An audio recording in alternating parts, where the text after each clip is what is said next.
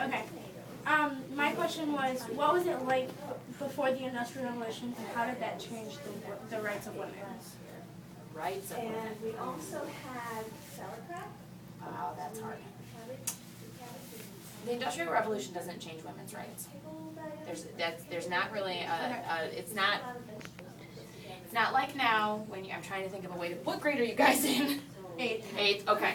So it's not like now when you're looking at legislative stuff where they're trying to get equal pay for equal work and that kind of stuff. That's not happening, not even remotely close yet. The Industrial Revolution doesn't really affect that.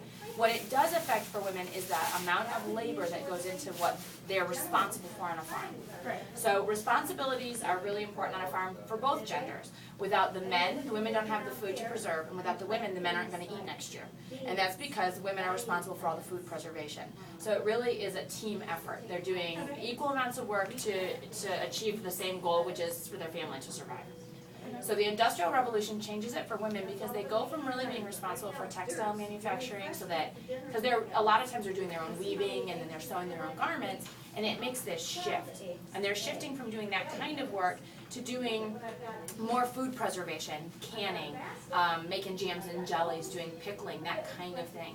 Because factories are not producing clothing, and it's producing it at such a rate that it's less expensive, really, because they can put their effort into other things. Does that make sense? Yeah. So once canning gets invented, the way that women do food completely changes.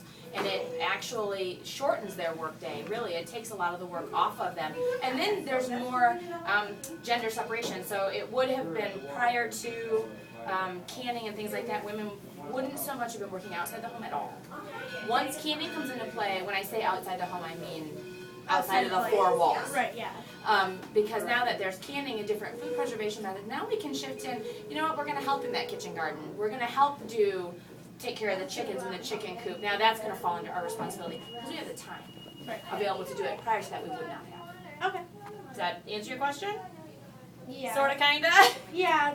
The question I asked was kind of two questions in one, so yeah. I mean, the thing with women's rights, you don't really start getting a suffragist movement and women working outside into a factory type setting until really the turn of the century. So you're not looking until the late 19th century, very early 20th century until you really start seeing those types of movements. There's good information in the museum. If you get a chance to go to the museum or even to go online. Yeah, this morning. Okay, so you walked through about the women's suffrage movement and Alice Paul and okay. So that's a great resource for that, but that's definitely going to come later because the Industrial Revolution really starts in like the 1860s. Yeah. Okay. So it's much later. Okay. Okay? Any other questions? Good questions. You guys have any questions? There's no bad questions. You can ask me whatever you want. So this room was painted because it was Easier to keep it clean. It was easier to keep it clean. Everyday room. You're using this room all the time. So farmers in their dirty farm clothes are coming in, sitting in this furniture, they're touching the walls, they're kicking up dust, they're making all kinds of a mess in this room. I can wash these walls. I can take care of it better. I can sweep this rug, the dirt comes out. This furniture can be wiped with a damp cloth. It'll get clean. Right. Not that room. Right. They try to go in there dirty and we'll beat them out with a broom. Not okay. That room, we don't have a vacuum. It's not easy to keep that furniture clean. It does get very dusty very easily. Right. In this real home in 1885, the doors actually would be closed and the blinds would be drawn. You wouldn't even be able to see that room unless we were entertaining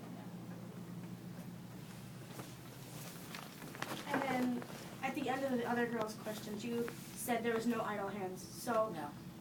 you were always sewing or cleaning, Doing or something. like doing something. Doing something. I mean, I would imagine that there probably were times when they kicked their feet up and went, oh, because they've been working really hard all day. But for the most part, you know, you're going to be doing something that's productive, that's going to help your house. So even when you're sitting and you're relaxing, you're knitting and you're making dishcloths, or you might be making scarves and hats and mittens and those kinds of things, because you're always going to need them. Right. So there's not a lot of idle time on a farm. Okay. Anything? No? Okay. No? All right. Thank you. You're welcome.